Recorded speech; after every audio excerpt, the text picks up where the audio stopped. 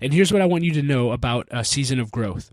What got you to where you are will not get you to where you need to be in the next season. I'll say that again. What got you to where you are right now is not going to be enough to get you to where you need to be in the next season or on the other side of this season of growth. This is the L3 Leadership Podcast, episode number 221.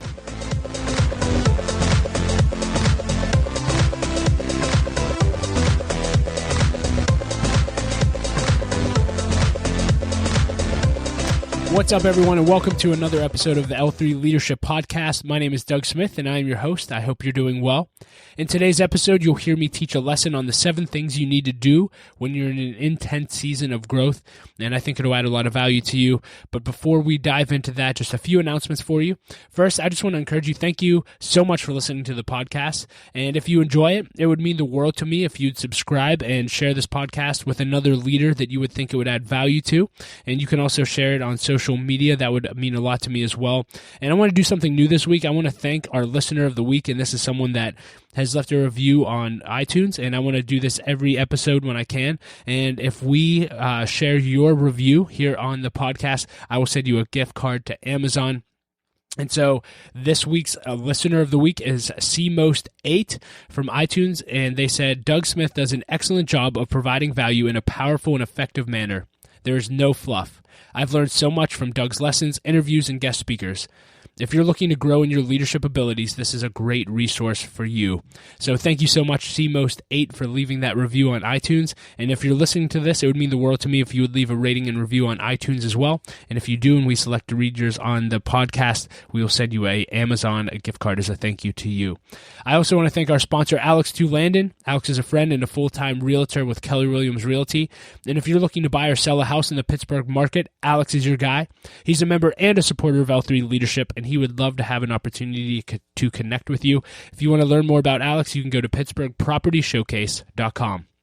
With that being said, let's dive right into the episode and the lesson, and I will be back at the end with a few announcements.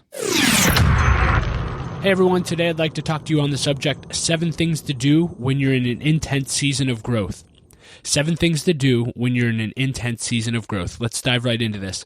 And I want to start by asking you a question, and the question is this. When is the last time you were in a season that you knew you had to grow?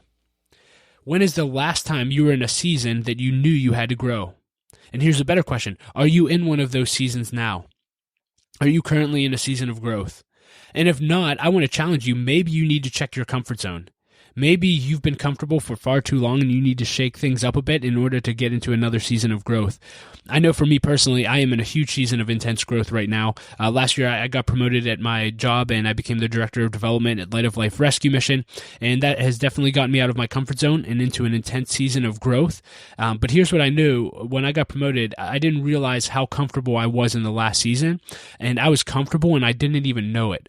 And sometimes I think we can just drift for years and while being comfortable and not even know it and not grow as much as we could be if we were in a season of growth. And I'm not saying that there aren't seasons where we won't be comfortable for a period of time, but I truly believe if we're going to grow to our maximum potentials, there should never be long seasons of life where we're comfortable. We should consistently be being thrown into seasons of growth in our lives if we're going to grow to our maximum potential. And so, but here's something else that I think is interesting and that I found through experience is that seasons of growth often come from seasons of transition. Seasons of growth often come from seasons of transition.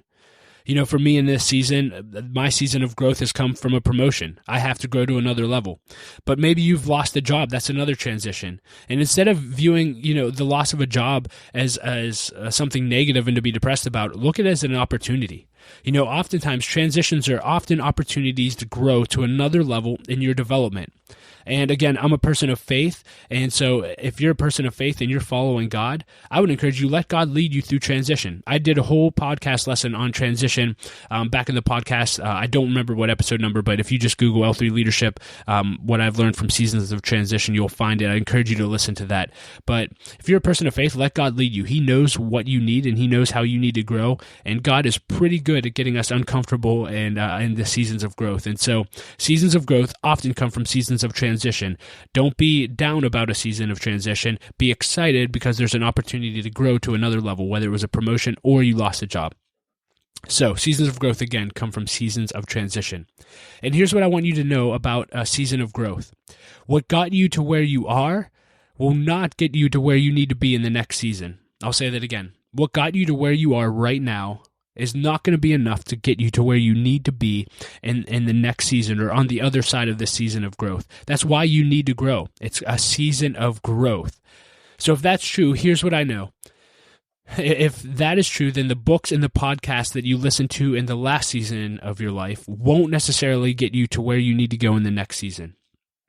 The people you surrounded yourself with in the last season aren't necessarily the people that are going to be able to get you to where you need to be in the next season of your life through the season of growth.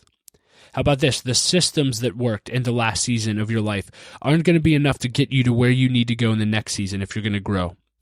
The mindsets that worked in the last season won't get you to where you need to go in the next season.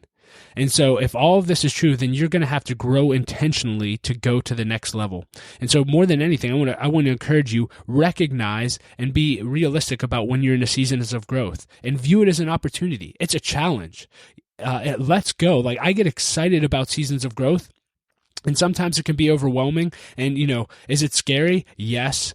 Is it going to be hard when you're in a season of growth? Yes. Could you fail? Yes. Could you win? Yes. Could you grow? Yes. And is it going to be worth it? Absolutely. Yes, yes, yes, it is going to be worth it. In fact, I believe one of the most exciting parts of life is the opportunity to make progress. There's nothing more exciting and fulfilling than to be more today than you were yesterday. And every season of growth comes with the opportunity to become more.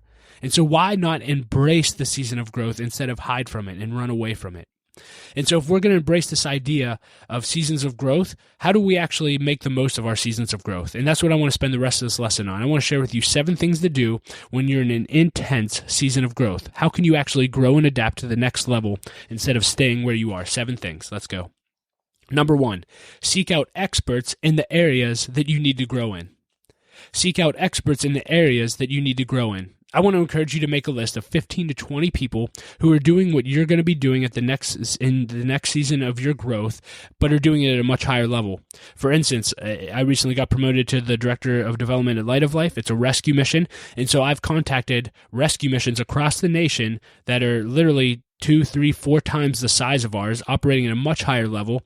And I've set up phone appointments with their executive directors, with their directors of development, and I set up these phone calls, and I just learn as much as I can. I send them questions, and I ask for their playbook. Hey, can you share with me your strategic plan for development? Can you share with me the systems you have in place? Can you share with me what your org chart looks like? Because I want to be able to grow into the next level that I need to grow into to take our organization to where it needs to go.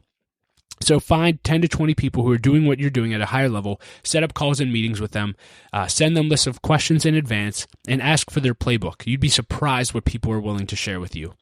And under the experts field, under the experts point, I would also add, get a coach. This is something I'm currently looking into, but I see it over and over and over again. I was actually just listening to a podcast where Tim Ferriss interviewed Eric Schmidt, who was at Google for a long time, and he just wrote a new book called $1 Trillion Coach. And Eric said when he came to Google, the founders of Google basically told him he needed to get a coach, and he just kind of laughed and said, yeah, right. And they said, do you know one professional athlete or Olympic athlete that doesn't have a coach? And he said, okay. And he got a coach, and actually the coach really made an impact. I'm going to buy the book $1 Trillion Coach. It sounds like an amazing read. So again, that's $1 Trillion Coach by Eric Schmidt. But get a coach. Maybe you need to get a coach in the area to grow to the next level. The second thing I would tell you to do in a season of growth is to get as much feedback as you can.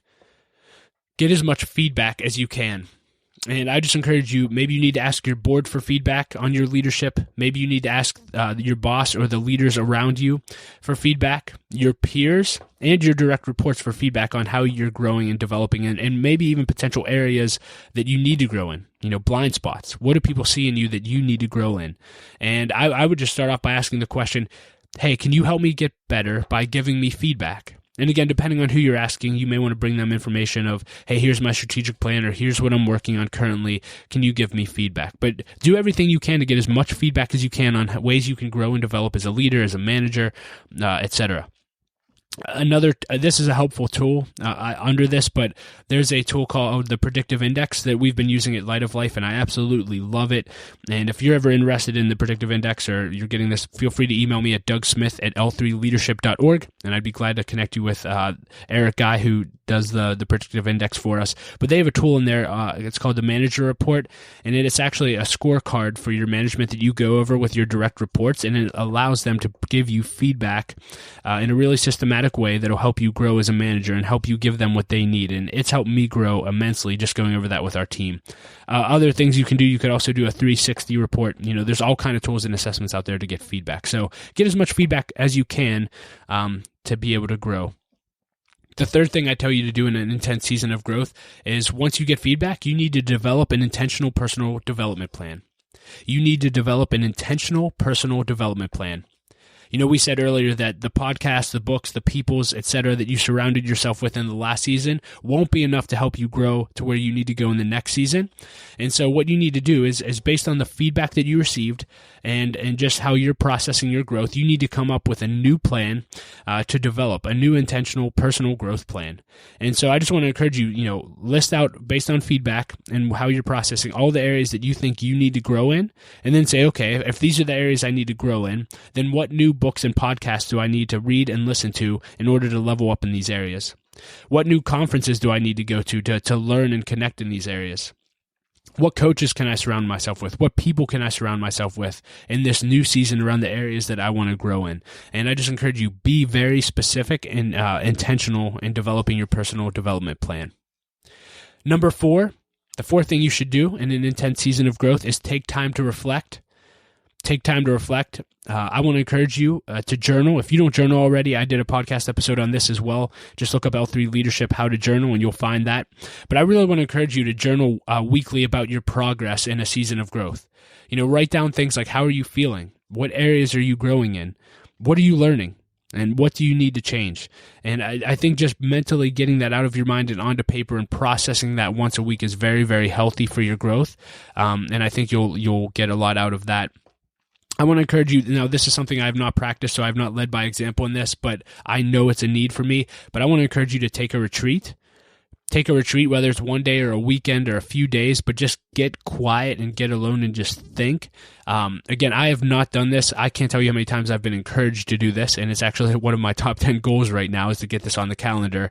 But I don't know any leaders that I admire that are leading at a high level that don't do this. And so take a retreat just to get away and think and process all the ways you're growing and how you need to grow and plan for your year, etc. And then I want to encourage you to schedule time weekly to think about the big picture and to plan.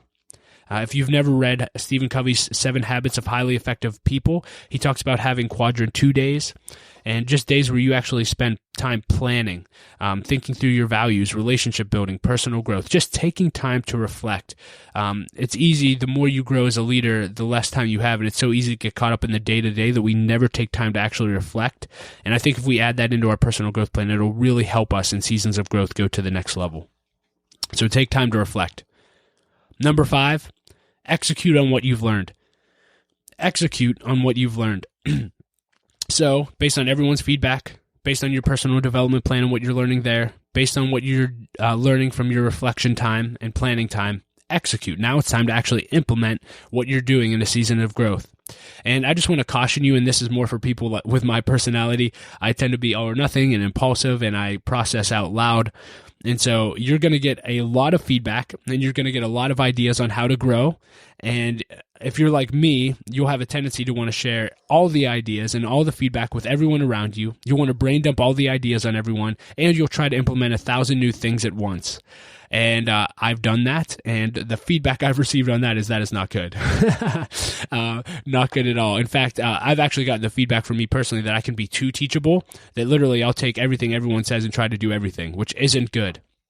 And so what I'm learning to do, and what I would encourage you to do, is take everything that you're learning and reflect on it and get clear on a few things, right? A few things. I would love to say, 5 to 10, but the reality is it should be 1 to 3 things that you can actually work on and move forward with.